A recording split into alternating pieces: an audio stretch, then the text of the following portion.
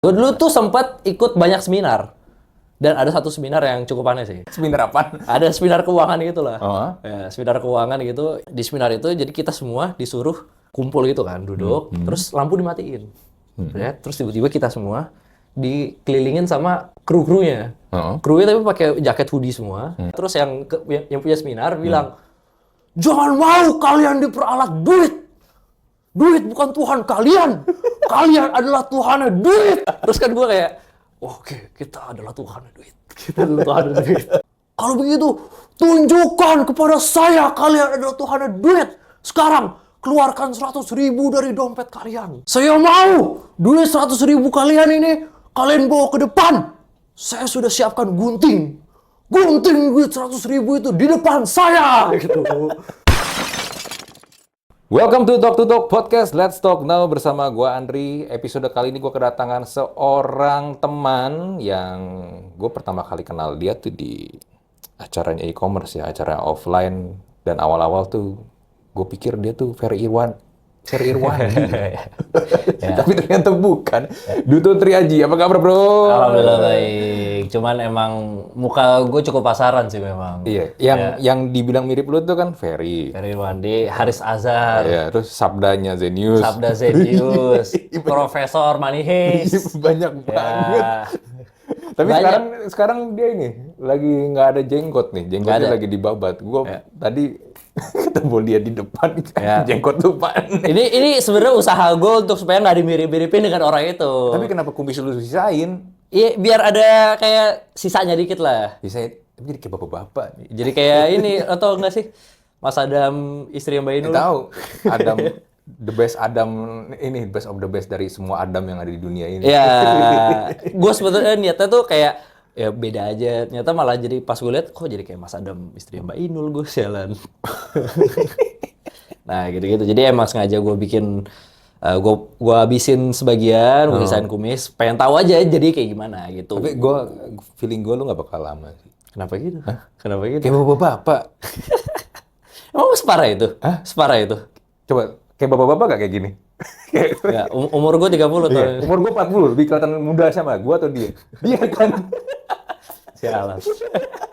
Ternyata ini jadi bikin gue makin tua ya. Beneran.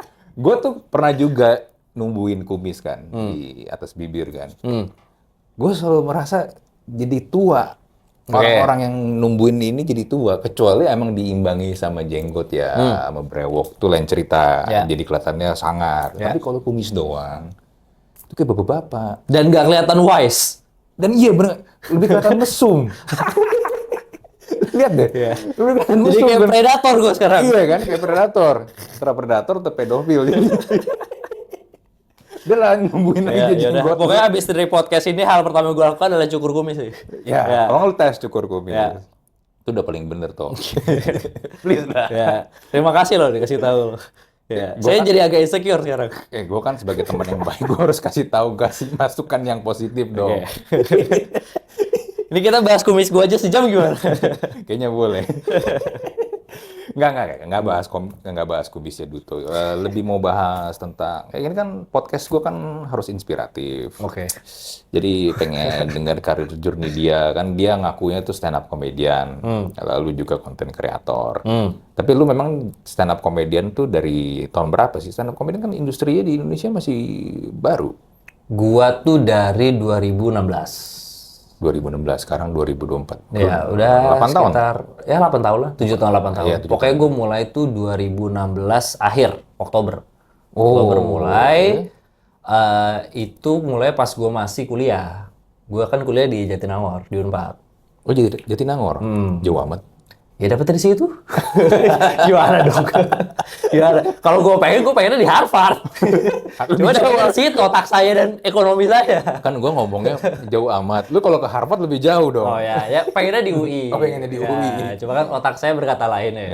Iya. Nah, terus di Jatinangor, jadi mulainya itu pas di sana. Tapi itu pun juga baru open mic pertama kali dan masih jarang-jarang. Mungkin masih kayak sebulan open mic cuma 2 kali. Apa yang bikin lu pengen coba open mic sih? Awalnya tuh karena gue emang pengen ngelatih public speaking aja. Oh, ngelatih public speaking. Ya, gue tuh dulu nggak bisa ngobrol depan publik. Sama sekali. Sama Gue sekali. ngobrol sama stranger aja, misalkan nih gue sama lo belum kenal, itu gue keringet dingin. Kenapa? Karena nggak terbiasa.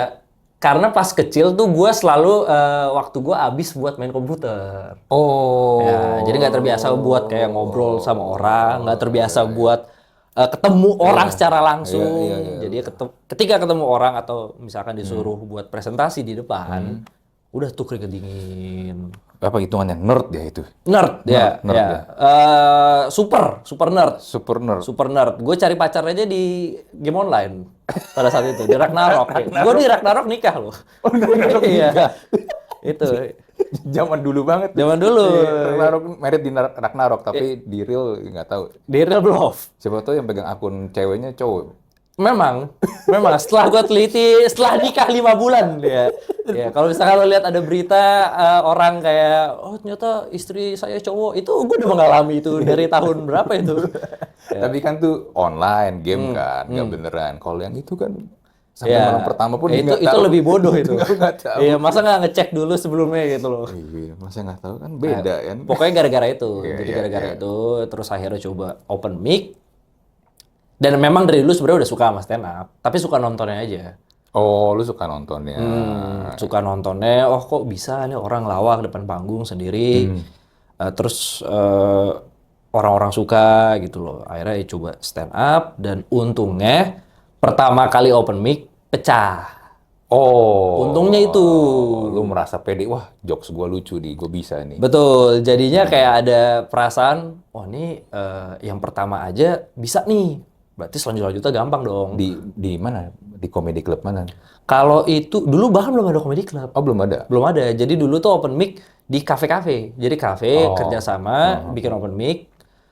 Itu tuh dulu gua mulai di Jakarta Timur.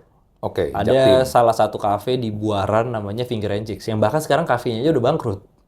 Iya, udah bangkrut. Pokoknya tuh kalau misalkan ada, ini kayak kutukan sih. Kutukan kalau misalkan, kan gue di Jaktim, stand up Indo Jaktim.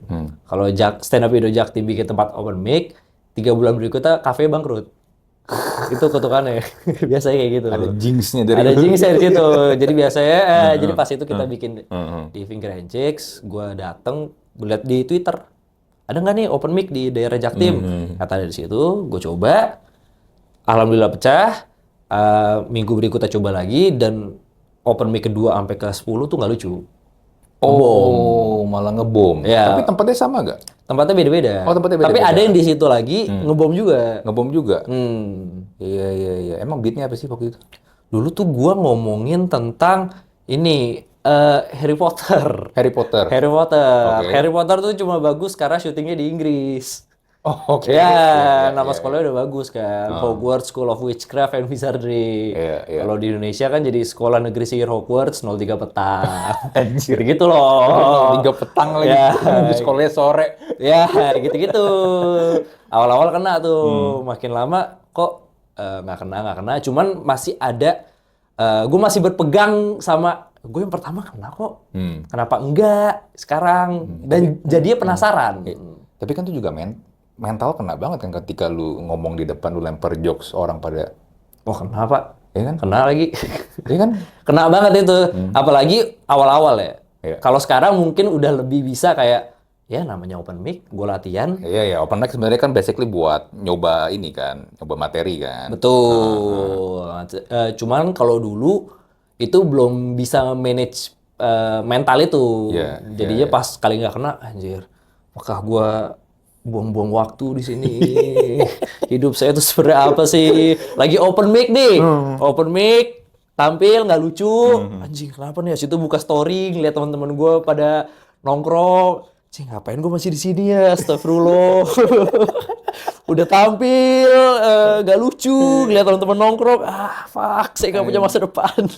Tapi gini ya, lu kan tadi bilang lu nerd ya, super nerd malah lu bilang. Ya. Terus lu mencoba open mic. Udah pernah belajar public speaking dulu, coba-coba udah ngulik-ngulik dulu atau gimana? Dulu sih gue pas kuliah sempat beberapa kali diminta untuk jadi MC. Oke. Ya. Kok dimintanya lu? Jadi gini, progres gue tuh kayak gini. Dari SMP, pokoknya sampai SMA, itu tuh hidup gue abis buat main game online. Oke. Sampai setelah SMA, gue mulai mikir kayak, ini kok gue gak punya temen ya? Gue gak punya temen sih, gini-gini. Akhirnya gue kuliah, udah fokus gue pengen cari temen, gue pengen belajar bersosialisasi. Cuman masih susah. Akhirnya ya udah mulai dapet lah teman-teman 1-2 gitulah. Nah, terus makin lama kuliah, makin lama kelihatan nih, oh nyata nih orang, nyata di tongkrongan lumayan asik nih orang. Iya. Barulah mulai, lo mau nggak nge-MC buat acara kampus? Mau nggak nge-MC buat acara fakultas gitu-gitu. Tanpa tahu lu tuh sebenarnya nggak punya skill Nggak punya, MC. nggak punya. Sama sekali nggak ada. Kosong, real kosong. Orang kosong cuma pede, dah itu. Nah, gini. Kan gue juga dulu belajar public speaking kan. Belajar public speaking apalagi lu nggak pernah ngomong di depan banyak orang, even di depan 2 orang aja, itu kan setengah mampus lu. Lu gimana ngomong MC lagi? MC kan harus bawa suasana kan. Ya. Kecuali MC yang cuman ya hari ini ada acara ini, ini udah kelar ya, nanti silakan. Kalau itu mah ya masih gampang lah menurut gue. Tapi kalau lu MC apalagi buat acara kampus kan biasa tuh anak-anak mahasiswa kan ngehe kalau ya ini apaan sih boring gitu. Ya. Kalau itu pas kuliah tuh gue kebantunya karena gue nge-MC-nya di kampus gue sendiri, di fakultas gue sendiri. Jadi teman-teman lu. udah teman-teman gue dan udah kenal gue. Jadi ya mungkin udah tahu nih emang jokesnya begini gitu. Nah, yang jadi tantangannya itu kalau pas stand up. Oke. Ya, jadi kalau nge-MC itu gue di lingkungan gue sendiri aja lah. Di tongkrongan gue gitu. Tapi kalau stand up kan di depan orang lain yang gue nggak kenal bahkan. Nah, itu yang jadi tantangannya ya udah. Kadang-kadang suka ngeblank, kadang-kadang ngelempar jokes nggak kena, jadi bingung sendiri. Nah, cara gua itu supaya nggak terlalu pusing ya, itu adalah nganggep kayak ya udah ini ketika gua naik, ini stage punya gua sendiri. Stage punya lu Iya, sendiri. gua mau ngapain aja bebas. Lu nggak, berarti lu merasa di depan tuh nggak ada penonton yang nonton lu atau gimana? Lebih ke arah mereka nggak akan ngejudge gua. Oh. Iya, karena ini performance. Iya. Apapun yang dilakukan itu bebas. Selama tujuannya untuk bikin ketawa ya, bukan untuk emang ngata-ngatain orang, ya kan. Iya. Itu bebas dan gua nggak akan ngulangin momen ini untuk kedua kalinya. Ya, ini maksudnya panggung ini ya, panggung spesifik kayak di waktu ini, di panggung ini, itu tuh cuma terjadi 1 kali. Kalau gua nggak having fun, sayang banget. Itu berarti tips lu supaya nggak terbebani tuh. Ya, walaupun kadang juga masih terbebani sih. Cuman itu untuk meredakan lah. Iya. Inilah meminimalisir nervous lu lah ya. Ya, nervous tuh nggak akan hilang sih. Iya. Oh, lu caranya kayak begitu. Tapi kan tetap aja gini kan, kalau lu berkomedi itu kan lu dapat feedback energi kan ketika ada orang ketawa dari jokes lu kan. Betul. Itu nggak bisa dipungkiri tuh. Nah, Nggak bisa. Apalagi lu ngomongnya, lu udah kasih predikat lu adalah gue stand up comedian, I'm comedian. Tapi ketika lu lempar jokes orang nggak ketawa, balik lagi kan? Ya. Biarpun tadi lu bilang ini stage gua, mental bro, tetap Mental ya, tetap kena. Dan apalagi ya tadi lo bilang, gue udah ngelabelin diri kan di panggil MC lu kan, kita panggil stand up comedian. Iya kan? Iya. Naik gak lucu, kayak aduh gimana nih. Dan penonton kan ketika dibilang stand up comedian ya sama kan, penonton juga udah melabeli lu, oh ini stand up comedian. Ini harus lucu. Ya, ekspektasinya adalah harus lucu. Ya. Cuman itu benar, itu harus lucu. Cuma kan maksudnya kita sebagai orang gitu, nggak mungkin tampil 100% kan. Nah, yang kalau misalkan tampil 100%, alhamdulillah. Bagus. Cuman ada masa-masa di mana kayak ini nggak bisa perform maksimal, ya udah kalau itu telan sendiri aja. Telan sendiri dan ya udah sedih sendiri, bete sendiri, yang lain mah happy-happy aja. Cuman yang karena gini, ketika misalkan kita nggak lucu nih, misalkan gue nggak lucu, penonton itu udah pasti lupa sama elunya. Jadi misalkan kayak sejam berikutnya nggak ada penonton yang kayak anjing nggak lucu. Udah pasti lupa, udah sibuk sama masing-masing. Yang inget siapa? Yang inget yang nampil doang. Anjing kemarin gua nggak lucu, sialan kenapa bisa seperti itu. Jadi ya BT-nya sendiri doang. Kalau senang sendiri, kalau BT sendiri. Ya, sebenarnya jadi cuma permainan di otak lu aja. Betul ya. Dan itu sebenarnya susah. Itu sebenarnya yang ngilangin pikiran-pikiran itu. Iya, ngalahin pikiran lu sendiri sebenarnya kan. Ya, mau nggak mau. Karena kalau nggak, bisa-bisa kan misalkan gue tampil hari ini, Iya. besok gue tampil lagi. Kalau yang hari kemarin belum beres, ini bakal ngaruh ke hari yang hari ini gue tampil. Ya, jadi emang harus di manage sih. Iya. Cuman gimana akhirnya lu bisa ngalahin itu semua? Nggak ada sih, muka tembok aja. Muka tembok aja. Nggak ada tips yang gimana-gimana tips ya. Nggak ada tips yang sophisticated buat kayak, Iya. gua bakal ngalahinnya dengan cara, nggak ada. Cuman mungkin karena gue udah terlalu sering tampil, gue udah terlalu sering ngebom juga. Iya. Kalau lu misalkan nonton stand up comedian gitu, ini gue yakin ya 100% stand up comedian itu lebih banyak ngebomnya dibanding lucunya. Lebih banyak ngebom dibanding lu. Ya, cuman penonton nggak ngelihat aja. Ya, karena kan penonton mungkin ngeliatnya pas dia lagi show, pas dia lagi di TV, yang dimana ketika dia lagi show atau di TV, itu udah hasil materinya ditulis ulang beberapa kali, dilatih beberapa kali di open mic. Iya. Jadinya ketika udah tampil, itu udah polish. Iya. Beda kalau misalkan, lo kalau mau coba ngeliat stand up comedian asli, lo datang ke open mic deh. Gue kemarin datang ke open mic-nya itu. Comika ya? Comika. Ya. Gue cobain. Ya. Dan gak lucu. Ya, memang seperti itu.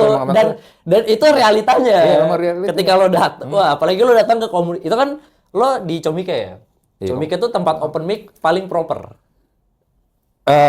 Kayaknya iya, gue pernah juga ke beberapa yang tadi lu bilang kayak kafe-kafe sih. Memang Ya, itu yang paling proper. paling Emang proper.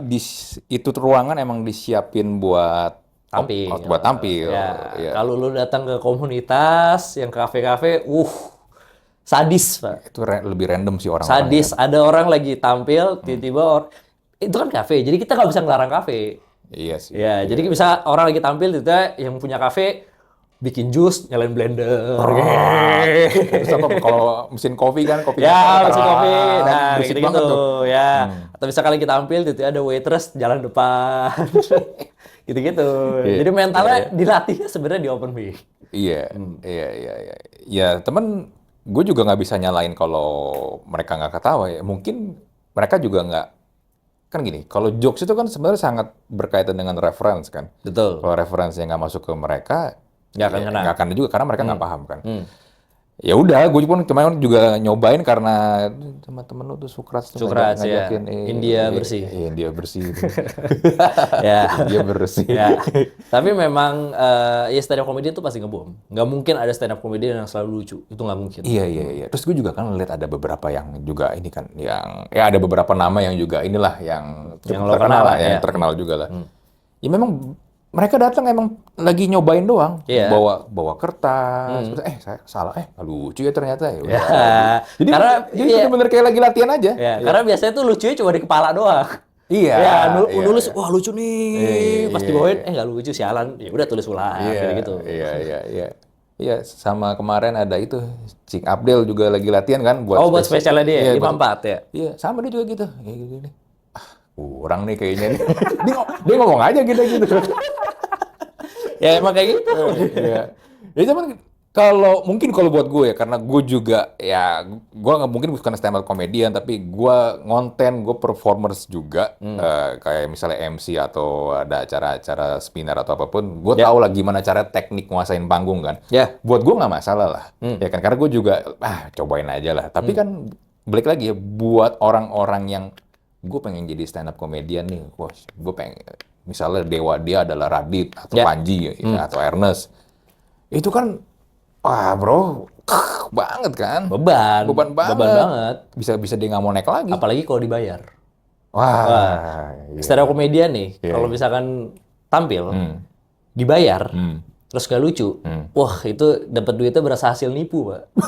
Ya, ini kan gue dibayar untuk lucu, tapi kan tetap harus dibayar ya. Iya lagi. Iya, jadi pulang-pulang tuh kayak, ini duit tuh harus gue balikin atau enggak? Oh. Iya kan? Okay. Karena ada perasaan itu, Iya, ada perasaan kayak, kan tadi gue nggak lucu, gue tetap dapet duit, gitu loh. Terus gue dibayar buat apa nih? Iya. Nah, jadi ada konflik batin di situ lah kalau misalkan nggak lucu.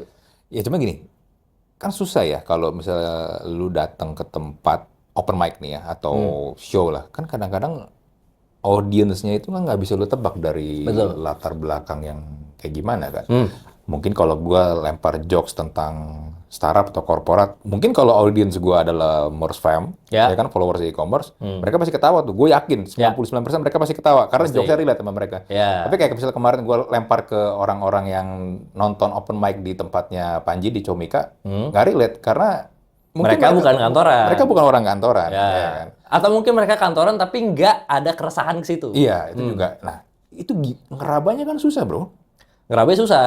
Cuman makin lama tuh makin bisa ngelihat, oh kalau misalkan nih cewek nih, mereka tuh sukanya ngomongin apa sih? Atau misalkan ada, sebenarnya paling gampang tuh kalau misalkan bapak-bapak, biasanya bapak-bapak tuh suka ngomongin politik. Ya udah lempar jokes-jokes politik tipis-tipis. Atau misalkan dari penonton ngelihat ada yang pakai baju aneh. Gue tuh paling seneng kalau misalkan di penonton tuh ada yang pakai baju turtleneck. Oke. Ya, yang pakai baju kayak gini. Kayak Steve Jobs. Ya, apalagi kalau warnanya udah kuning, oranye, itu tuh di otak gue langsung kayak Tunggu, turtleneck kuning. ada, gue pernah. Oranye. Ada penonton pakai turtleneck warna kuning. Ya. Ya. Apa sih lu mau jadi pisang apa gimana sih? Kenapa sampai sini? Itu kan maksudnya orang udah butuh tingkat kepedean setinggi itu loh untuk bisa keluar rumah pakai turtleneck warna kuning. Atau dia merasa keren aja, padahal enggak. Iya benar, mereka ngerasa keren, tapi kan pede. Iya kan? Mereka pede jalan-jalan di tempat umum, pakai turtleneck, dan apalagi warnanya warna mencolok ya, berarti dia pengen dilihat. Biasanya kayak gitu-gitu yang udah jadi mainan. Ngeliat kayak gini, Pak, pede amat Pak kayak gitu Pak. Gitu loh, udah mainin di situ.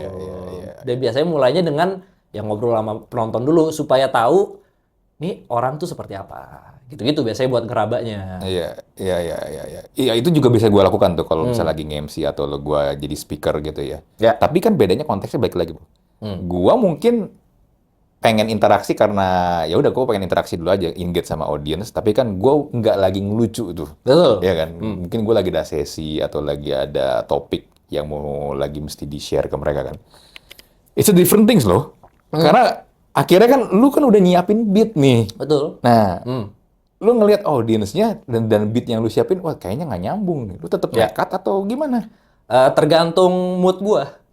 Kalau mood gua lagi berantakan, misalnya gua lagi sebel, gua lanjutin karena gua pengen orang lain ikutan sebel juga.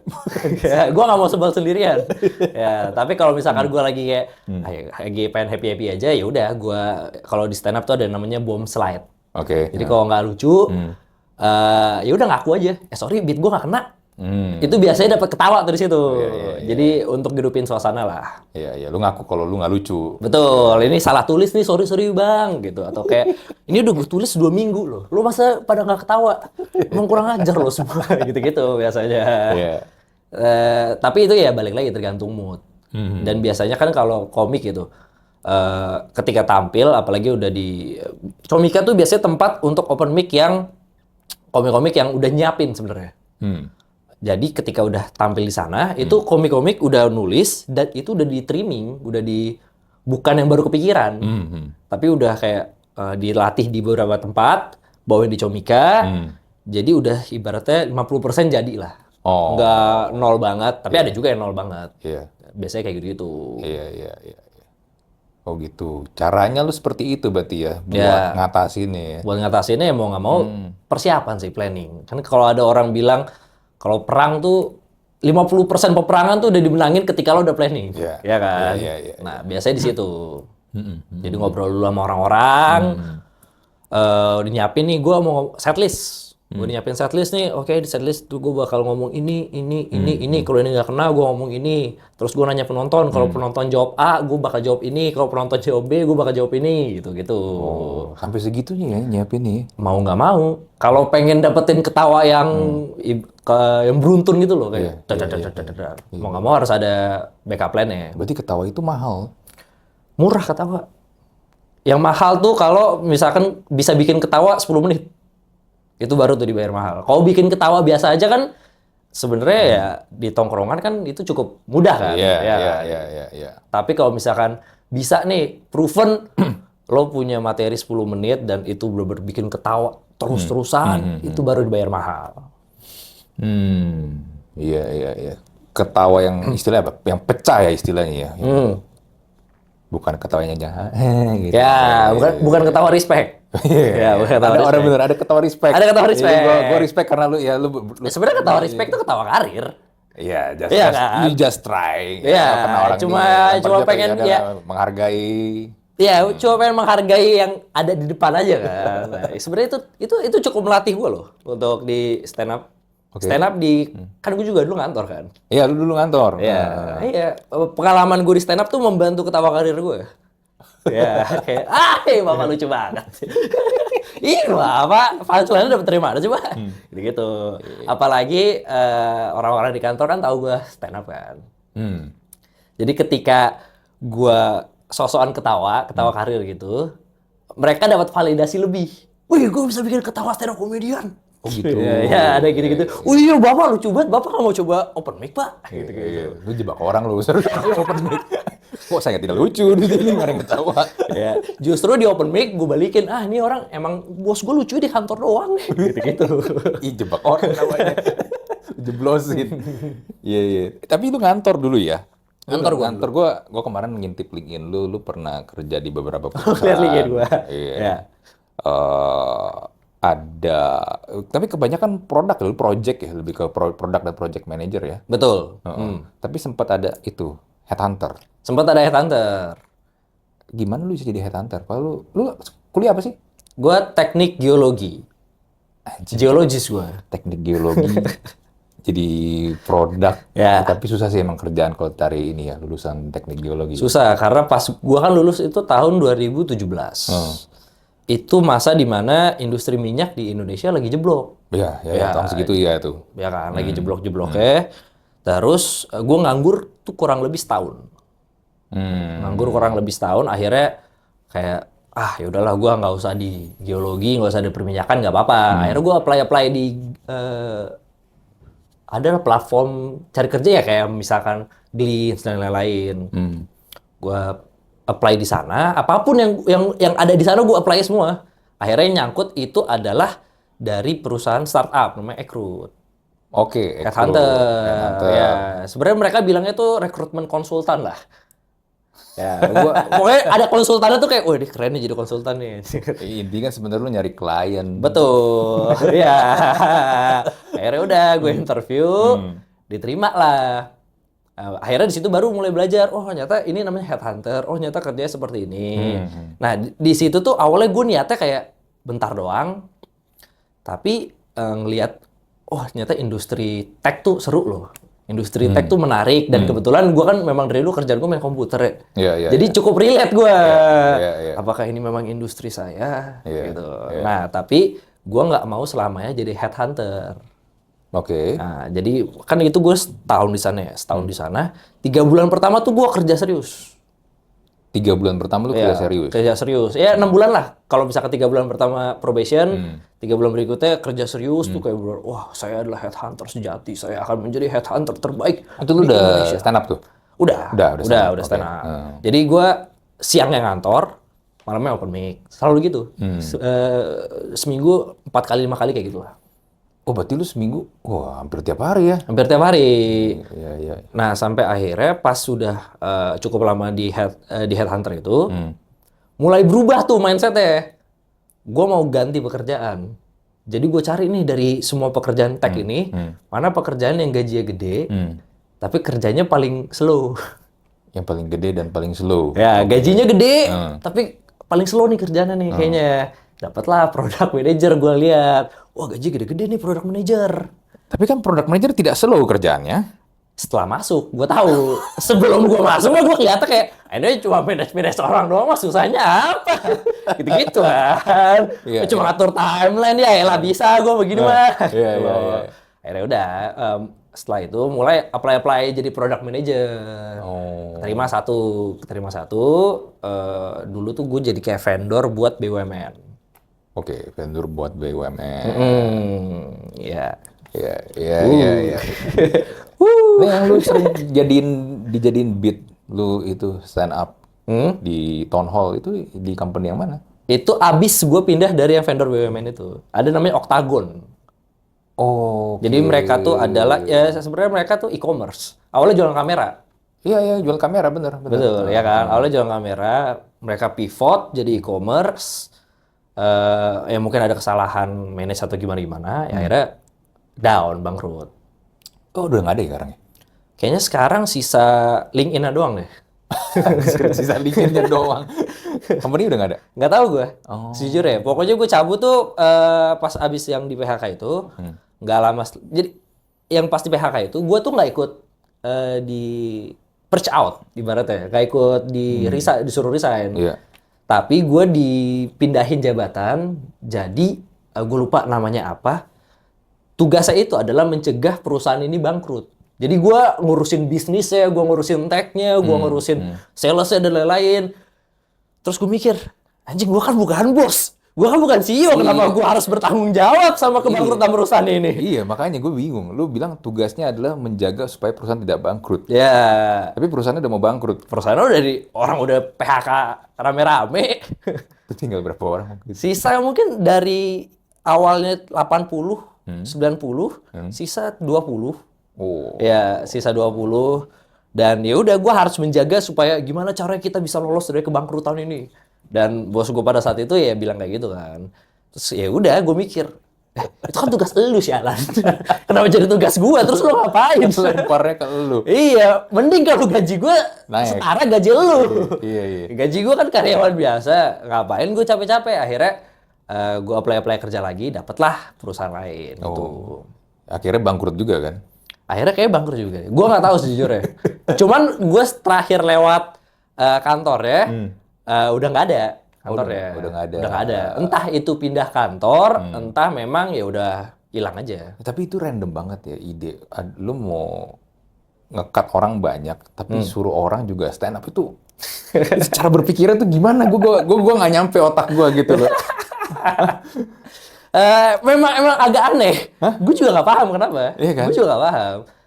Tapi yang terjadi itu ya udah sih bos gue minta kayak tuh besok nge-MC sekaligus stand up ya gitu. Dia habis ngisep apa sih kemarin semalam? Gue lihat-lihat sih di toilet dia habis nggak tahu itu bohong bercanda itu ya. Nggak tahu gue. Tapi memang serandom itu orangnya. Orangnya serandom itu bos gue ya. Serandom itu dan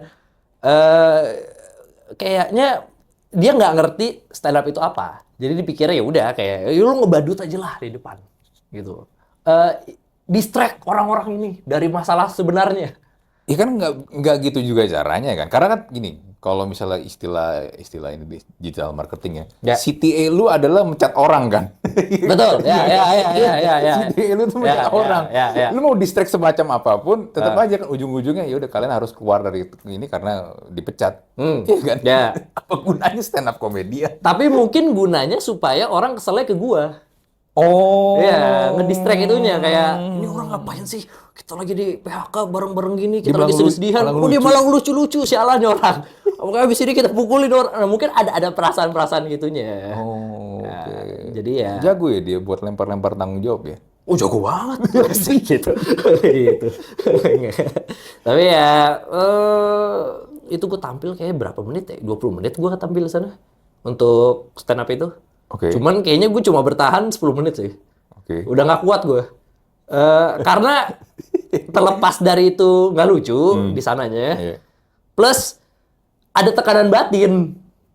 Kayak anjir ini kan semua teman-teman gue ya. Mereka lagi sedih. Dan gue tahu mereka lagi sedih gitu. Gue tahu mereka lagi sedih dan gue kalau posisi mereka pun gue juga sedih. Iya. Dan gue malah di atas ini ngata-ngatain mereka, Iya. berusaha membuat kayak jokes-jokes yang Iya. ini apa Itu sih? kalau di rumus komedi udah salah banget tuh karena timing plus ini kan musik. Time sama dengan komedi. Iya. Tragedi plus time sama dengan komedi ya. Time-nya tuh udah gagal banget tuh. Wah, time-nya gagal. Bahkan nggak ada time itu. Itu full of tragedi. Iya, full of tragedi. Full of tragedi. Gue coba berusaha bikin komedi.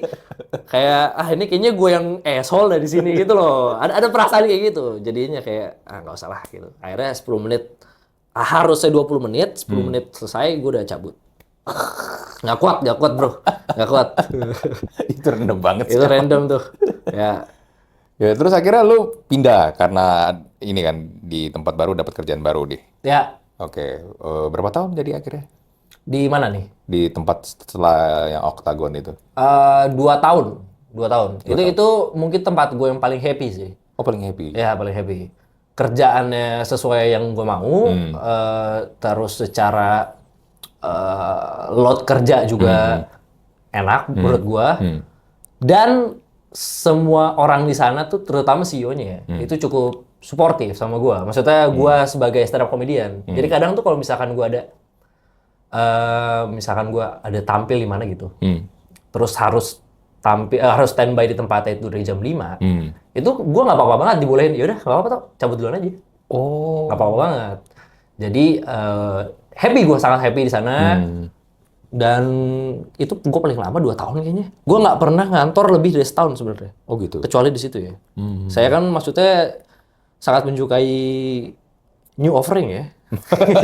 Sangat menyukai ada kayak, karena basic gue headhunter. Jadi gue tahu kalau pindah kerja itu udah gajinya gede. Ya, increment-nya lebih gede dibandingin lu netap di sono berharap gaji lu Ya, naik. jadi ya udah gue kutu loncat kan sampai akhirnya di tempat ini cukup lama karena happy dan gue ngerasa belum ada kebutuhan untuk naik gaji lebih gede lagi.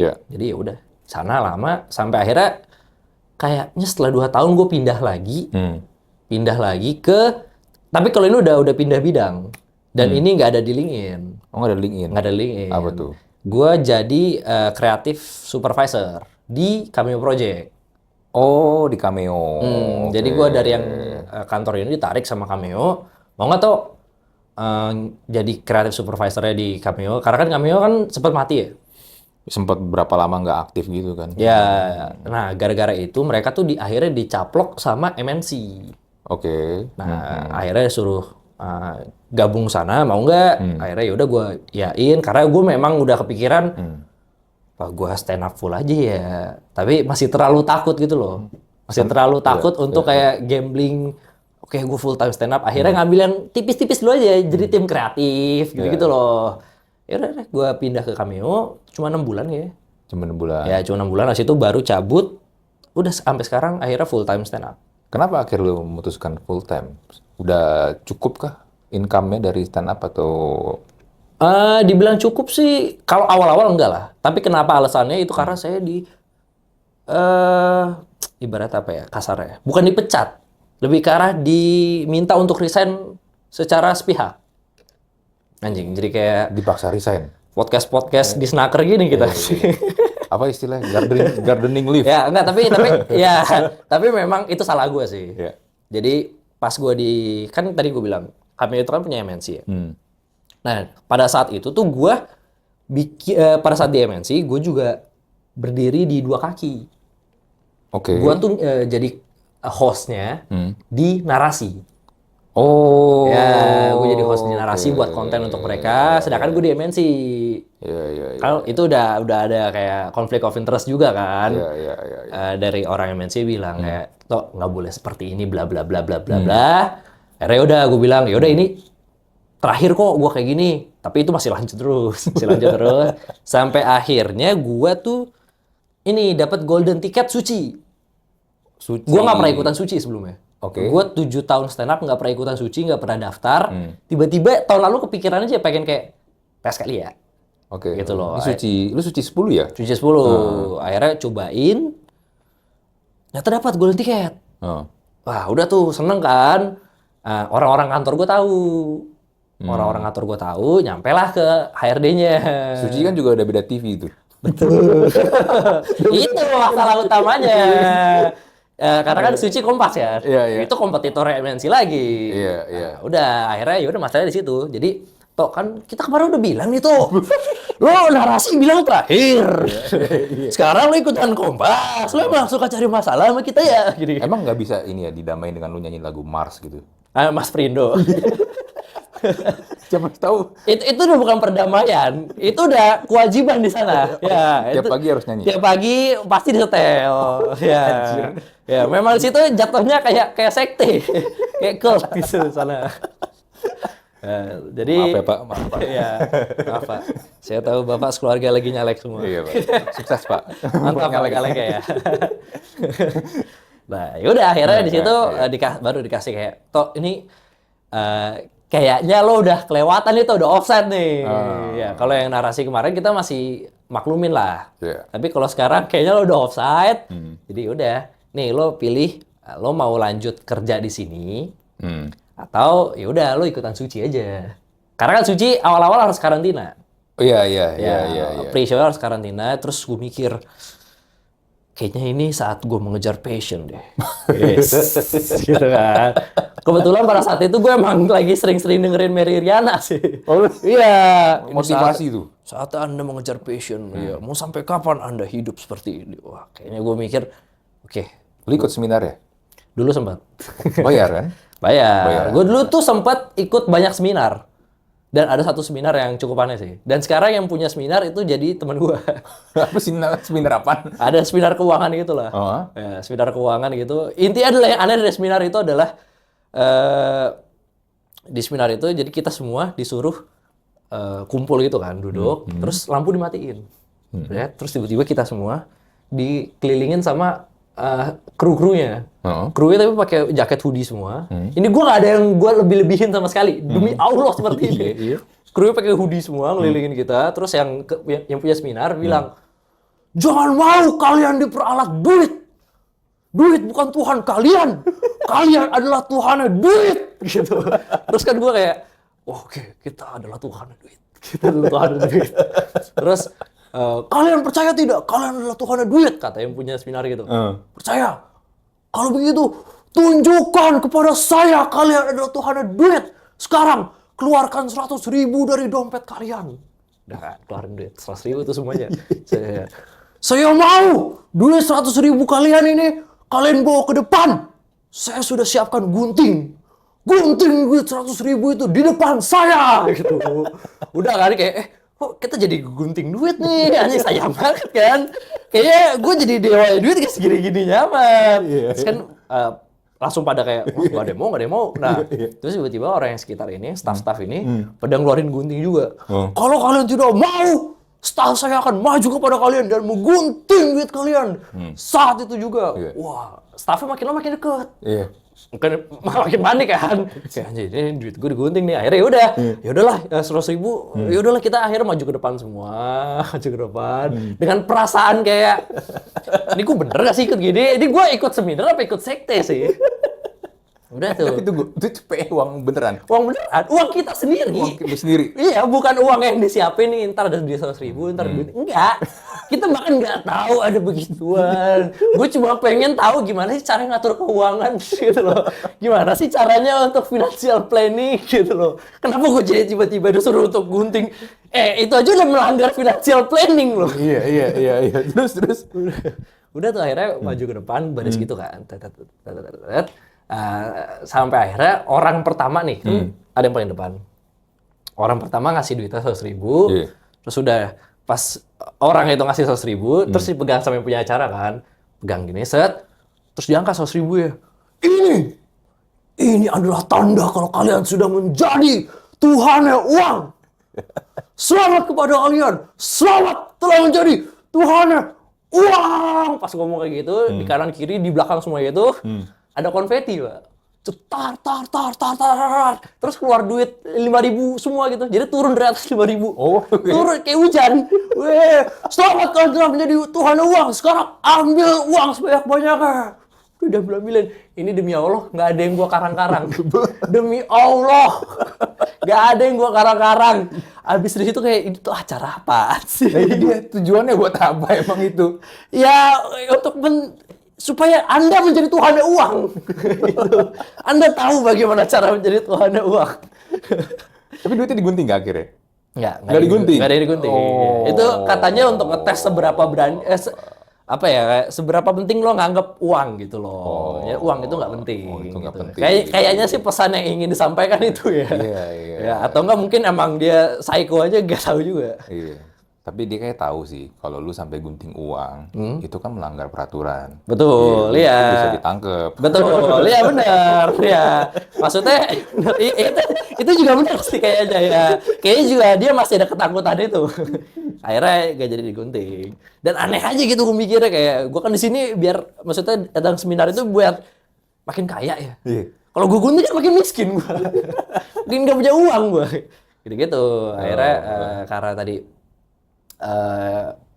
tadi gue sampai mana sih ngomong? Sampai yang ini ya, gue pengen... Lu pengen ini kan, jadi masuk suci. Oh ya, iya, masuk iya. suci, gue pengen masuk suci. Akhirnya ya udah. Jadi seminar aja. Iya, gara-gara keseringan nonton seminar tuh gue. Sialan tuh memang, seminar keuangan. Sekarang mohon maaf. Nah, jadi akhirnya gue mikir, kayaknya ini saat yang tepat untuk gue mulai ya udah full time lah. Karena kalau gue misalkan setengah-setengah terus, gue kerjanya setengah, stand up setengah, jadinya nggak ada yang maksimal. Ya kan? Gue secara stand up nggak maksimal, secara di kantor pun juga jadi nggak maksimal. Yeah. Kasian dong. Ya udah akhirnya gue mikir, oke, ini saatnya gue mengejar passion gue. Gue tanda tangan, oke, gue keluar dari kantor ini, jebret, dan sorenya gue langsung keluar. Nggak ada notice, nggak ada apa-apa. Bener-bener abis tanda tangan, sorenya keluar, hari Seninnya, itu kan Jumat. Hari Seninnya gue langsung karantina. Oh. Hari Seninnya karantina, hari Rabunya itu tampil buat pre-show. Tampil buat pre-show. Tampil buat pre-show dan tidak diterima. Anjing. Diterima. Jadinya saya luntang-lantung. Udah nekat. Sudah tidak punya kerja, tidak keterima suci. Akhirnya harus bilang orang tua. Bilang apa saya ke orang tua? Gara-gara mau ikut stand up komedian, gue kehilangan pekerjaan. Betul. Dan itu sempat down parah sih. Iya lah. Down kayak sebulan 2 bulan gue tuh nggak mau stand up lu.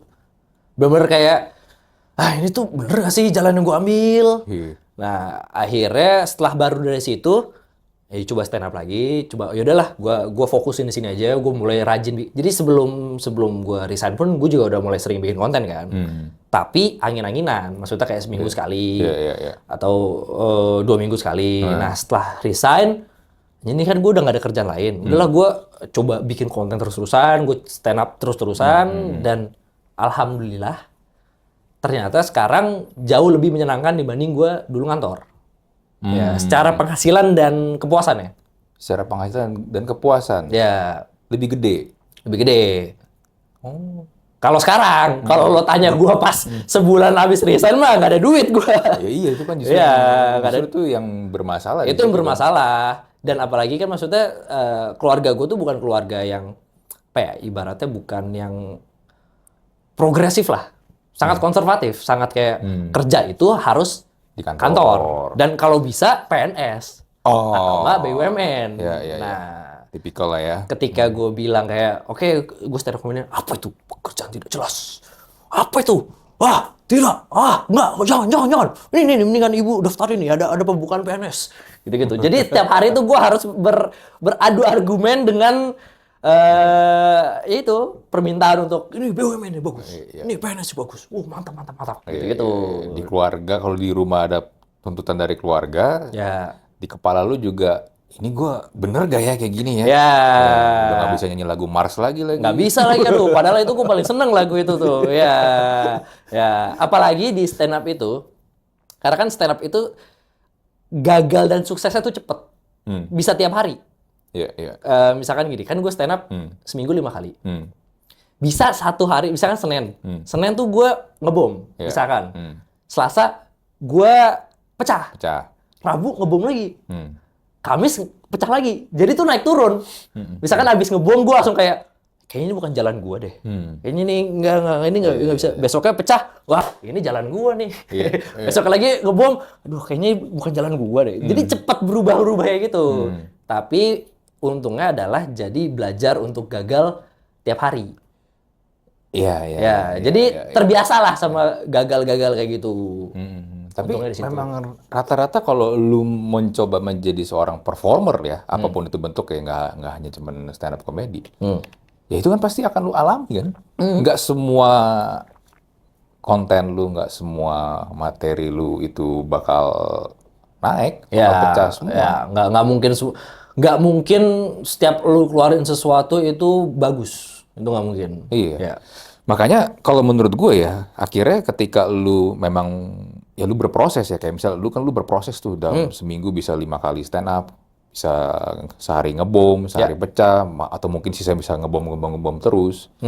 Tapi kan akhirnya itu yang membentuk kita kan. Akhirnya membuat kita tahu nih ketika misalnya tipping point-nya dapet, kesempatan itu datang, yang bikin ada lonjakan, naik kan. Kita siap. Betul. Yang gue sering lihat, banyak orang tuh out of nowhere tiba-tiba viral ya. Kayak sekarang banyak orang viral kan. Tapi ketika kesempatan itu datang, mereka viral, mereka nggak siap. Betul. Mereka nggak tahu abis itu ini harus diapain nih keviralan gua ini. Karena viral itu paling berapa lama sih? Sehari? 2 hari? Maksimal kayaknya dengan ada TikTok sekarang ya. Viral mungkin cuma bertahan 2 bulan. Itu paling lama. Udah jarang kan 2 bulan mah. Cepet banget orang lain. Tapi kalau TikTok tuh masih ada. Masih ada ya? Masih ada. Kayak dulu deh. Lo inget gak sih? Odading Mang Oleng. Iya. Dia kan sempat sampai diundang TV kan? Iya, diundang TV. Cuman diundang TV untuk main komedi karena memang basicnya bukan komedian dan nggak punya skill untuk melawak di depan orang banyak. Ngelawak ke industri lagi. Iya, ngelawak ke industri lagi. Ya. Jadinya ya udah turun dengan sendiri ya kan, hilang dengan sendiri ya. Iya. Dan itu sayang banget. Iya, karena memang banyak orang tuh nggak siap. Banyak lah contoh-contoh lah selain tadi ya yang Odading itu, Bribtu Norman tuh. Gila, hampir resign dari polisi. Gila. Itu bahkan kita sekarang ngapain sih? Bribtu Norman ada yang tahu nggak? Ngapain dia ya? Terakhir gue masih caya-caya nggak dia? Terakhir gue pernah baca, tapi itu udah lama banget ya. Dia jualan bubur ya. Jualan bubur? Iya, jualan bubur. Dari oh iya, oke. Berarti sekarang dia fokus jualan bubur. Nah itu tapi udah lama banget tuh. Oh, oke. Nggak tahu sekarang dia apa. Mungkin lagi ikut suci berapa. Anjing. Tolonglah. Bribtu Norman jangan mengambil lahan pekerjaan saya. Ya. Siapa tahu. Nah cuman kan itu kan. Nggak siap. Akhirnya ya I don't know ya. Makanya gue selalu bilang apapun yang mau lu kerjain, kalau lu nggak siap untuk berprosesnya ya lu nggak akan bisa kemana-mana sih. Betul. Dan kadang yang menyakitkan itu ya prosesnya. Oh iya? Iya. Kadang itu gini. Kalau untuk awal-awal prosesnya itu sakit, Pak. Sakit banget pasti. Cuman kalau udah mulai ketemu kayak yang lo bilang tadi, kayak tipping point-nya gitu ya. Menurut gue tuh malah jadi lebih enak prosesnya. Karena kalau misalkan gue dulu stand up gitu. Ini kok gue nggak lucu-lucu ya. Kok ini kayak materi ini udah gue tulis bagus banget, kok nggak kena ya. Ada perasaan kayak gitu. Tapi kalau sekarang, justru gue malah pengen ngebom. Iya, gue malah pengen, nih gue bawa ngasal, lu makan gak nih? Iya. Atau kadang kalau gue, ya tadi gue bilang, kalau gue lagi bad mood, ya udah gue sengaja salah-salahin aja, biar lu semua juga sebel juga. Gue nggak mau sebel sendirian, gitu-gitu. Jadi lebih menikmati prosesnya kalau sekarang. Iya. Dan kan lu akhirnya juga udah tahu selanya gimana. Kan? Betul ya, udah tahu selanya gimana, udah tahu. Oh nih kalau gue ngomong kayak gini, ini orang tuh pasti tahu loh. Iya. Ya, udah tahu cara nulisnya kayak gimana, gitu-gitulah. Iya. Ya jadi memang akhirnya melengkapi skill lu. Ya. Skill lu, knowledge lu. Ya. Iya. Dan nggak bisa dipungkiri, maksudnya dari stand up pun juga banyak kerjaan yang datang. Bukan kerjaan stand up aja. Tapi ya tadi gue bilang tadi kayak, misalkan gue diajak untuk masuk ke Cameo Project, itu kan dari stand up. Maksudnya kayak mereka nonton stand up gue, gue suka gaya penulisan lo, gue suka cara lo ngebawain, mau nggak masuk gitu. Iya. Sama, gue juga di podcast gue ketemu dengan banyak orang kan akhirnya. Betul. Ketika gue undang banyak orang kan. Akhirnya gue juga belajar untuk menyesuaikan kalau misalnya gue ngobrol sama lu, atau gue ngobrol misalnya sama CEO atau siapa gitu kan, ya gue nggak bisa ngomong dengan vibe seperti kita sekarang nih. Nggak bisa, ya. Ketawa karir tuh harus ketika ngomong sama CEO. Ini gue ketawa mungkin lepas, karena kan kita ketawa lucu, kita ngeledek itu mentertawakan tragedi kan. Tapi kalau sama misalnya let's say bos siapa atau gitu ngobrol sama dia, ya ketawanya kadang nggak bisa kayak gitu juga. Tapi sepenting apa ketawa karir buat lo? Oh, penting banget. Penting banget. Karena gini, lu jadi tahu gimana caranya menempatkan diri. Karena ketika posisi lu itu belum yang di top, tangan lu tuh masih nengadah kayak gini. Masih ngemis-ngemis lah. Masih ngemis. Lu tuh harus tahu bagaimana caranya menempatkan diri. Dan ketawa karir itu adalah salah satu juga cara. Ini kan istilah ketawa karir, tapi kan tuh gimana caranya lu menempatkan diri dengan orang-orang di level-level yang beda kan? Ya. Itu penting. Karena kalau nggak, lu nggak bakal bisa nyambung sama banyak orang. Ya, itu bikin karir mandek nggak? Kalau misalkan nggak, misalkan ada orang idealis gitu. Gue cuma mau ketawa sama jokes yang bener-bener lucu. Gue gak mau ketawa karir. Itu bakal menghambat karirnya dia nggak? Bakal gue bilang. Karena ya lagi gue juga setuju. karena gini. Lagi ya, lu masih di levelnya di sini nih. Tangan lu masih nengada nih ya. Lu bukan tangan lu yang lagi kayak yang bisa kasih power nih. Ya. Lu tuh butuh orang yang punya power lebih gede buat ngangkat lu. Ya, gue juga setuju. Ya, Buat ngangkat lu. terlepas dari kayak, ya mungkin kan ada orang yang bilang, penjilat lu, muka. Enggak. Enggak. Kalau misalkan ngandelin skill doang, banyak orang yang skillnya sama. Iya kan? Bener. Banyak orang yang skillnya sama. Bener. Ya, kalau mau lu jadi top 1% yang skillnya paling jago. Iya. Ya. Tapi itu susah banget kan? Itu susah banget. Iya. Ya, jadi mau nggak mau, ya ketawa karir. Dan itu sangat membantu. Iya. Lu tahu kapan atau gimana caranya menghadapi orang-orang yang mungkin levelnya beda sama lu. Ya. Ketawa karir, lu bisa ngobrol sama orang itu, lu bisa nyambung sama orang itu, dan orang itu juga nyaman sama lu dan menghargai lu. Ya. Itu susah loh. Ya. Nggak gampang loh kayak gitu. Dan kadang tuh dengan kayak gitu jadi lebih akrab sama orangnya kan. Iya. Dan dengan lebih akrab maksudnya gini, gue tuh dapat kerja selalu dari orang lain, bukan gue pertama kali apply aja itu karena dikasih tahu. Gue ada pembukaannya di sini nih, kerja. Kalau gue nggak kenal orang lain, gue mungkin nggak akan dapat kerja. Iya. Nah, jadi sepenting itu kayak lo kenal sama orang, lo dapat informasi, ya kan? Nah, dengan lo makin dekat sama orang, itu berarti bikin lo untuk naik karir makin mungkin gitu. Bagaimana? Iya. Sangat. Karena gini ya, jadi kita jadi serius nih ngomongin ini. Nggak, karena ini menarik buat gue. Gini. Kan ada contoh paling gampang lah ya. Lu perhatiin deh, ada kuli sama arsitek. Kenapa kuli dibayarnya lebih murah dibandingin arsitek? Karena mereka miskin. Enggak. Kerjanya kalau gue bilang lebih gila kuli lu. Mesti malu, angkat ya kan. Tapi arsitek kan cuma gambar-gambar doang. Oh, desainnya begini ya, kuli kerjain. Tapi kenapa kuli dibayar lebih murah dibandingkan arsitek? Karena nggak tahu kenapa ya. Alasannya sama. Alasannya gini. Kuli itu cuman kerja keras doang. Tadi lu bilang kan, semua orang yang kerja keras punya skill banyak. Tapi arsitek bedanya adalah dia punya ide. Dia mengkomunikasikannya ke customer dia yang mau pakai jasa dia. Nggak ada arsitek ini, nggak ada ini. Mungkin kan kuli-kuli ini juga nggak dapat kerjaan nih. Ya kan? Nah, communication skill sama networkingnya si arsitek ini yang membawa tuh dia punya chance peluang lebih gede. Jadi dia bayar lebih mahal. Nah, kalau tadi konteks lu nanya yang ketawa kariran nih, kalau gue sambungin nih, ketika lu punya networking dan communication skill yang bagus, lu bisa menempatkan diri lu di mana aja dan orang akhirnya suka sama lu dan mau pakai jasa lu, mau pakai produk lu, ya itu kan karena ini, bukan karena hanya skillnya dia doang. Ya. Berarti untuk sebuah perusahaan gitu lebih penting orang yang punya ide daripada orang yang kerja keras. Enggak gitu juga. Kalau punya ide tapi nggak bisa kerja keras, sama aja bohong. Ya. Lu ngemeng doang gitu Nah, namanya. tapi lebih penting mana yang memimpin perusahaan itu? Kalau lu udah mimpin, of course kerja keras, idea, communication skill, networking itu harus punya semua. Oke. Nah, tapi ketika lu di levelnya masih di bawah, lu belum bisa naik ke atas ini ya karena lu nggak punya ini. Oke.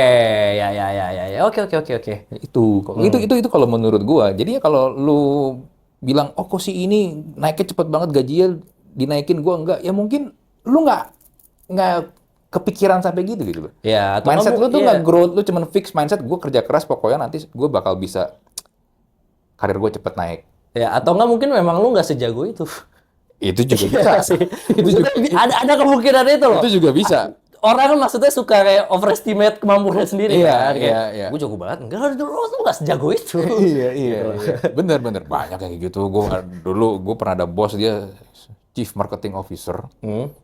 Tiap minggu minimal mah dapat award the best marketer. Ya. Ya, tapi kalau lu kerja bareng sama dia, aduh, capek. Lo tahu aslinya seperti apa? Iya, gue tahu aslinya seperti apa. Karena ya. gini, lu nggak bakal bisa menutup-nutupi ketika lu udah mulai duduk bareng, brainstorming bareng, kita mau ngapain. Ya. Kalau dia udah itu baru kelihatan tuh. Iya, itu kalau dia udah no idea, ngomong pelintat-pelintut mau gimana-gimana, aduh susah deh. Come on man, lu Chief Marketing Officer, tapi marketing activities aja, dia tuh nggak tahu gimana caranya bedain itu sales, promosi, publication, iklan, public relation, branding. Itu gimana dia nggak tahu. Oke. Merangkainya itu gimana nggak tahu. Waduh, tuh parah banget. Akhirnya ya udah. Parah lu. Chief Marketing Officer temennya Mas Andri. Lu nggak ngerti apa-apa, bro. Iya. Ini lu ngaku sekarang siapa? Balikin semua award lu. Nggak bisa dong. Nggak bisa. Kan dia beli. Waduh. Awardnya kan beli. Kan bayar awardnya. Waduh. Bukan saya yang ngomong ya. Gue ngomong memang, tapi kenapa? Balik lagi ke lu nih. Apa? Nah, akhirnya lu jadi ini ya, jadi stand up comedian full nih. Full. Full. Nah, lu berarti job banyak kan dapat dari mana? Bayaran. Kalau job dapat dari manajemen. Kalau gua kan masuk manajemen. Oh, ya, manajemen. tapi maksudnya ada beberapa yang kayak ya udah langsung ke gua, misalkan ada kayak kayak terakhir stand up fest dari Stand Up Indo. Iya. Ya udah, Tok, mau nggak ngisi stand up fest? Mau gitu-gitu. Biasanya tuh datang dari, dan stand up fest tuh cukup membantu gua karena kan itu stand up fest tuh yang datang kayak sekitar 2.000, 3.000 orang. Iya. Itu pasti ada 1-2 orang yang emang kerja di mana, butuh stand up comedian, Oh, ngeliat gua, kalian. mau nggak mas, habis itu tampil sini. Nah, kayak gitu-gitu biasanya. Jadinya tuh muter terus tuh. Muter-muter terus. Plus, kan maksudnya gue juga dulu ngantor kan. Ada temen gue yang ngantor dulu. Toh mau nggak ngisi di kantor kita ini? Iya. Mau lah, gitu-gitu. Biasanya makanya dapetnya tuh dari koneksi sebenarnya. Iya. Bukan dari kayak gue jago banget stand up, akhirnya dilirik, bukan kayak gitu kalau gue. Dapat dari kenal orang-orang kayak gini. Tapi balik kata lo tadi, koneksi perlu, tapi skill juga harus ngikutin. Iya, Nah gitu. Karena kalau misalkan oke nih gue cuma koneksi aja, pas tampil ngebom kan jadi tidak dipanggil lagi. Iya. Ya. Ternyata lu tidak sejago itu. Betul, makanya harus diimbangin. Iya. Itu sebenarnya kalau mau dibilang itu sebenarnya talk about personal branding. Gimana caranya lu ini kan memperkenalkan diri lu, kasih tahu ke orang-orang lu tuh siapa dan lu tuh apa. Ya. Kan? Itu pada dasarnya kan itu. Ya. Iya. Ya tapi ada juga orang-orang yang personal brandingnya bagus.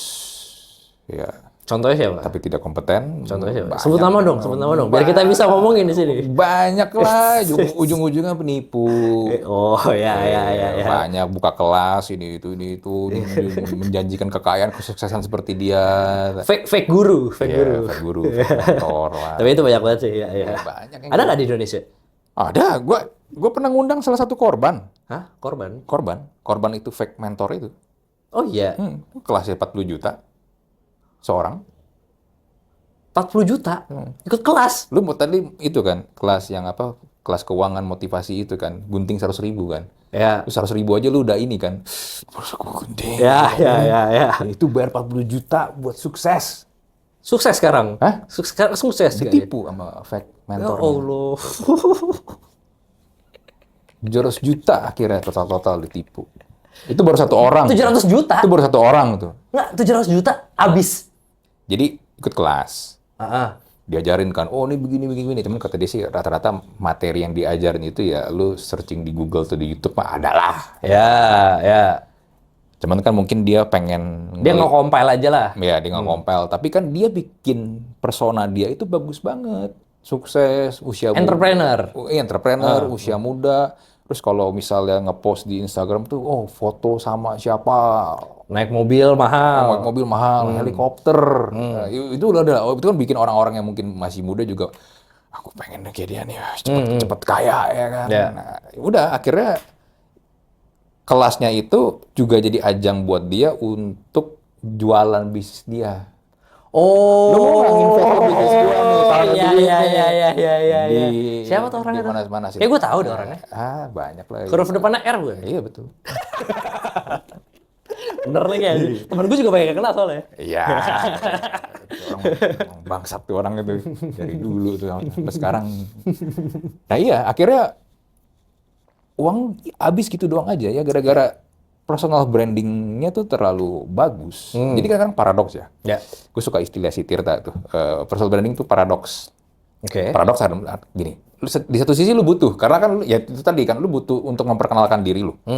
Tapi di satu sisi, saking bagusnya personal branding itu orang, lu tuh nggak tahu ini asli itu kayak gimana. Ya. Itu yang kayaknya emang agak bahaya gitu. Dan sekalinya personal branding itu hancur, kalau terlalu bagus ya, Iya. sekalinya itu apa istilahnya ya, kayak robek dikit aja gitu. Itu bakal ngancurin semuanya. Betul. Kayak ini ambil contoh ini aja deh.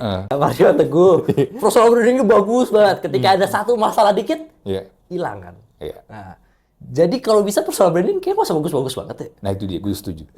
Ketika personal branding lu tuh terlalu perfect, satu celah dikit aja, kelar. Ya, ada saat, padahal itu pun juga bukan masalah yang gimana-gimana loh. Lain cerita kalau misalkan Mario Teguh ketahuan korupsi 2T.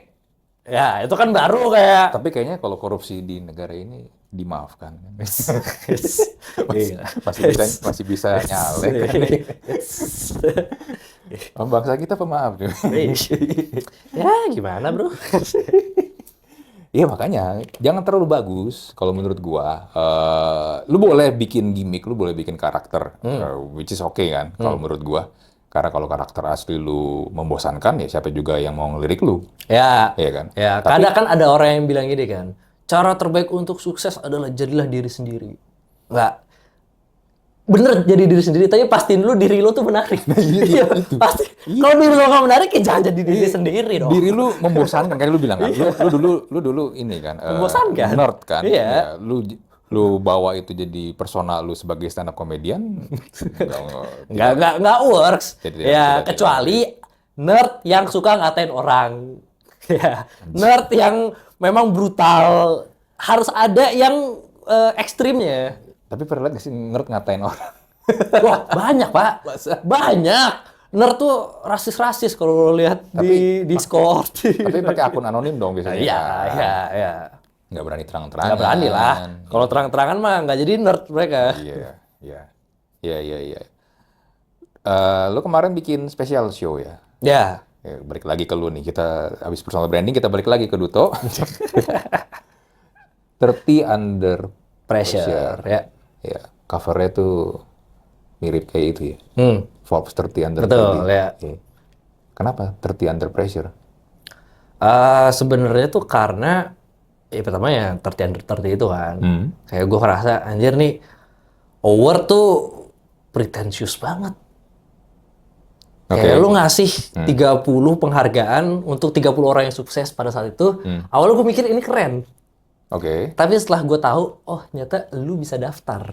Emang siapapun bisa daftar? Iya, semua pun bisa daftar dan kayak lo bilang tadi mungkin bisa beli.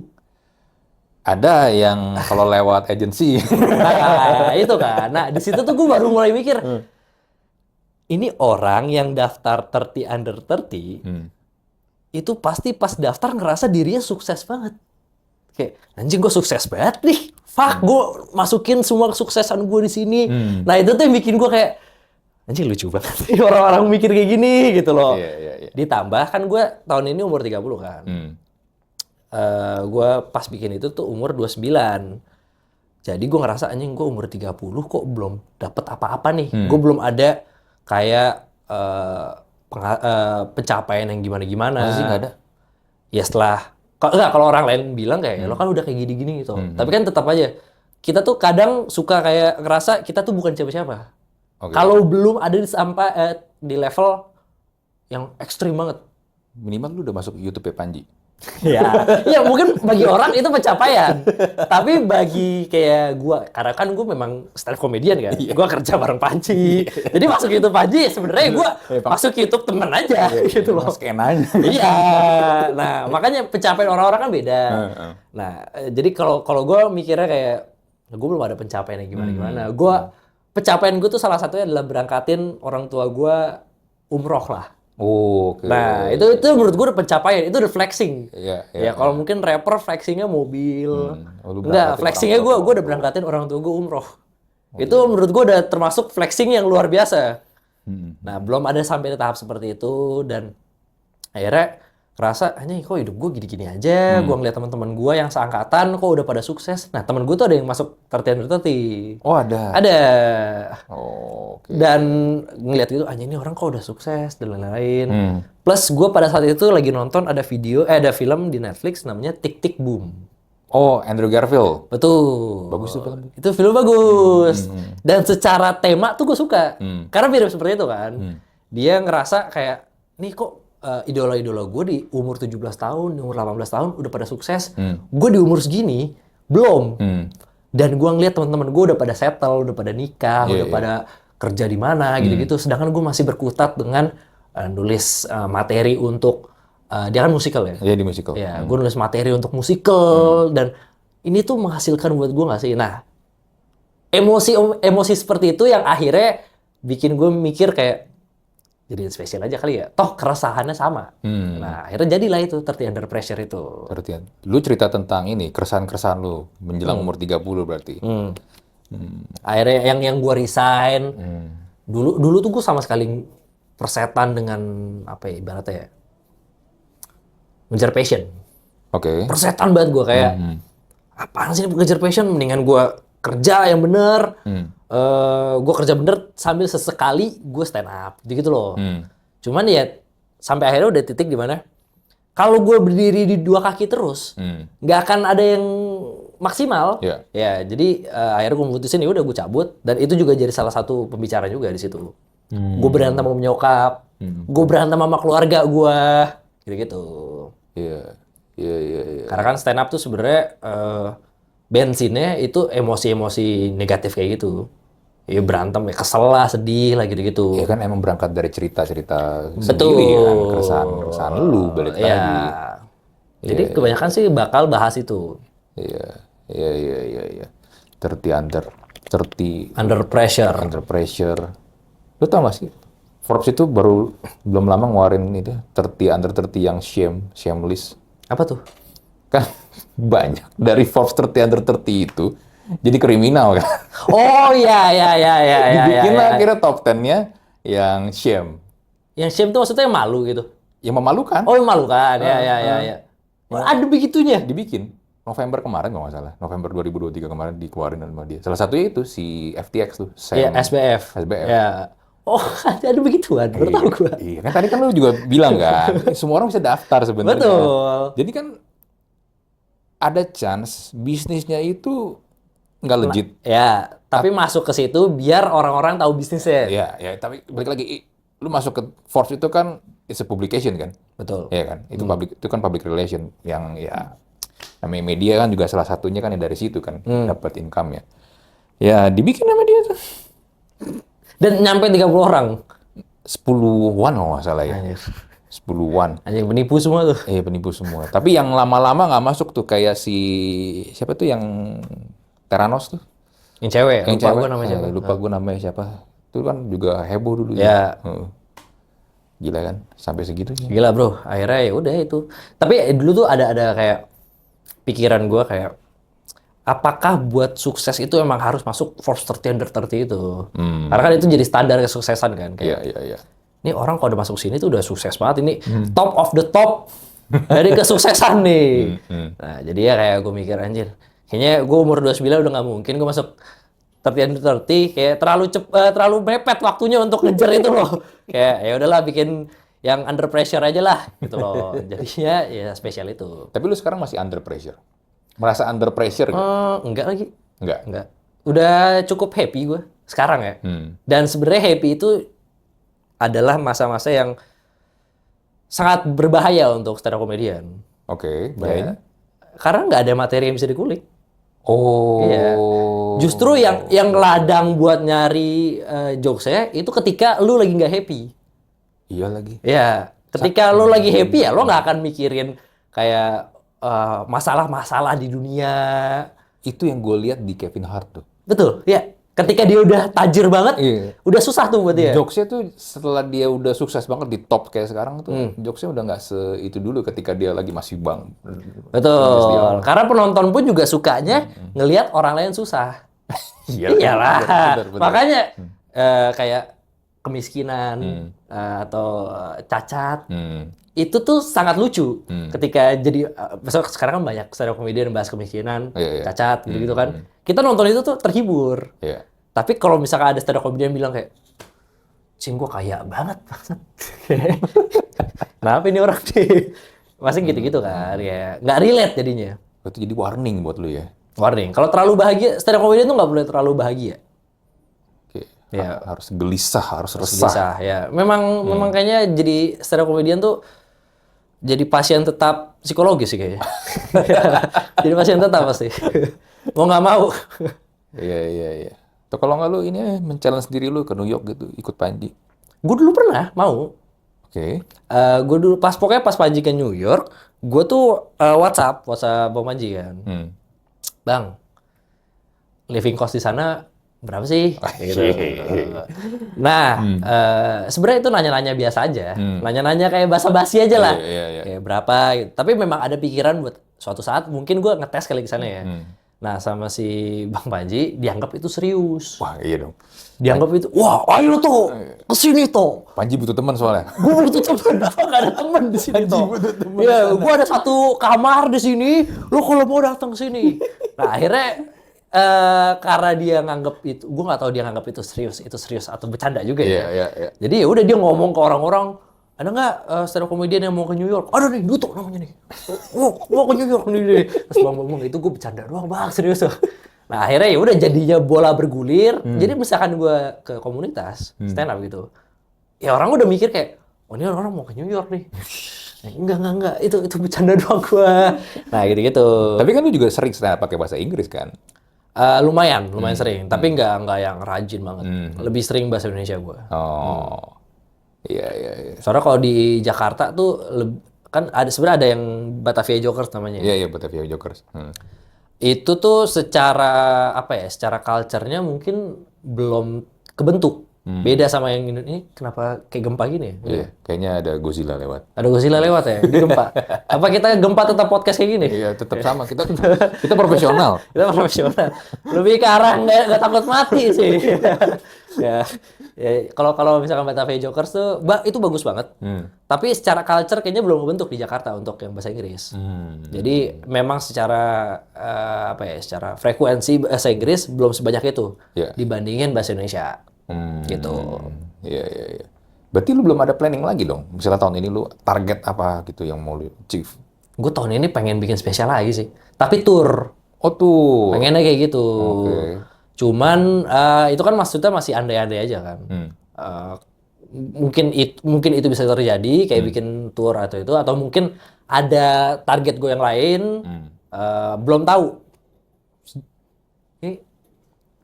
Enggak, itu tuh ada troli lewat. Oh, troli lewat. Ini lucu nih, tetap nggak bakal gue potong, ini lucu banget. Lihat dia nih. Nggak, soalnya tadi itu kayak ada geradak-gerur. Iya. Tadi kayak...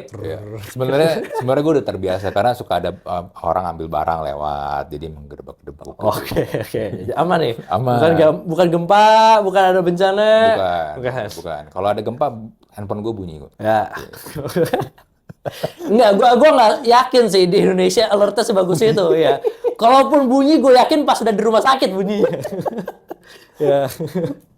Ya, lu jadi mau bikin ini, balik lagi, lu mau bikin spesial rencananya? Ya, rencana tahun ini pengen bikin spesial lagi. Spesial. Ya, insya Allah. Atau mungkin cobain hal baru lain gitu. Hal baru. Hal baru lainnya belum kepikiran apa?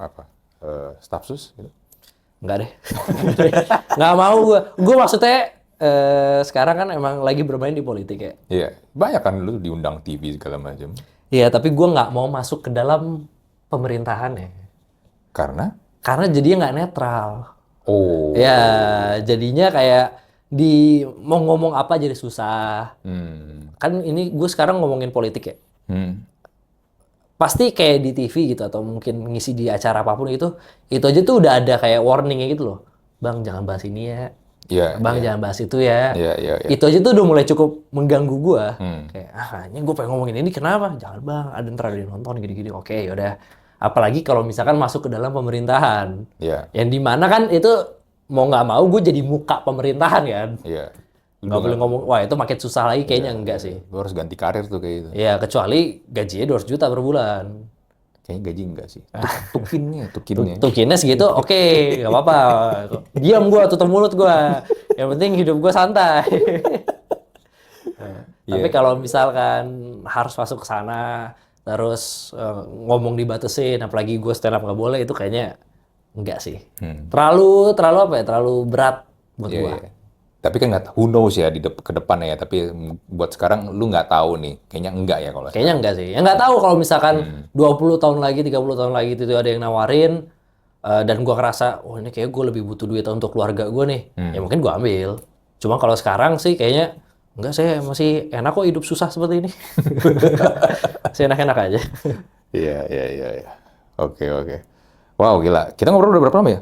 Anjing 1,5 jam, Bang. Serius loh. Ini biasanya berapa menit loh? Sejaman lah. Sejaman Iya. ya. Lama tuh gara-gara lu cerita tentang potong duit 100.000 itu sih sebenarnya. Tentang sekte itu ya. Iya, sekte. Mantap sih sekte itu. Sekarang yang punya tuh jadi nonton stand up gue sialan. Makanya gue jadi rada gak enak ngomongin ya. Tapi itu lucu banget. Potong Gue juga baru tahu setelah dia nonton stand up. Oh gitu. Gue lagi ngisi acara. Dia datang. Halo bang, gue nonton stand up lo gitu. Oh iya, nama lo siapa? Nama gue ini. Terus gitu kan. Gue belum aware kalau dia yang punya. Iya. Sampai akhirnya dia nge-tag gue di story. Gue lihat kan account-nya. Loh, ini kan yang ngisi acara itu ya. Sialan. Kata dia orang. Akhirnya udah gue follow balik. Oh iya bang, gitu. Udah, aman. Mantap. Ya, mantap. Ya. Itu tiap kali kelas seminar gitu berapa uang 5.000 tuh yang ditebar sama dia? Wah banyak. Oke, mantap deh Bang Ken. Mantap Bang Ken. Oke lah bro, thank you ya buat ngobrol-ngobrol. Thank you. Sukses lah buat inilah karir lu ya di stand up atau dimanapun. Amin. Sukses juga buat podcast ini. Ya, sama-sama bro. Thank you banget. Ini semua yang gue omongin di podcast ini belum pernah gue omongin di podcast lain ya.